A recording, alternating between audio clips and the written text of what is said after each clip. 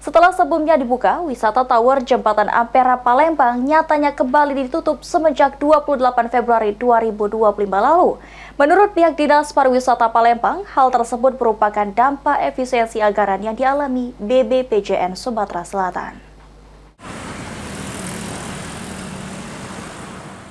Setelah sebelumnya dibuka dan digadang-gadang akan menjadi destinasi wisata baru di Kota Palembang, wisata Tower Jembatan Ampera Palembang nyatanya kembali ditutup sejak 28 Februari 2025 lalu. Ditemui pada Selasa 4 Maret 2025, Kepala Dinas Pariwisata Kota Palembang Sulaiman Amin membenarkan hal tersebut. Penutupan wisata Tower Jembatan Ampera dilakukan akibat efisiensi anggaran di Balai Besar Pelaksanaan Jalan Nasional Sumatera Selatan. Mengingat pengelolaan Jembatan Ampera masih belum diserah terima ke pemerintah Kota Palembang, sehingga seluruh biaya operasional dan perawatan wisata Tower Jembatan Ampera masih ditanggung BBPJN Sumatera Selatan. Pada saat wisata Tower Jembatan Ampera dibuka, pemerintah Kota Palembang masih berstatus membantu uji coba. Pembukaan kembali wisata Tower Jembatan Ampera belum bisa diprediksi kapan dilaksanakan, sembari menunggu BBPJN Sumatera Selatan menyelesaikan kajian, izin, pembiayaan, dan lainnya. Kemarin ya kita tutup, jadi tidak ada operasional.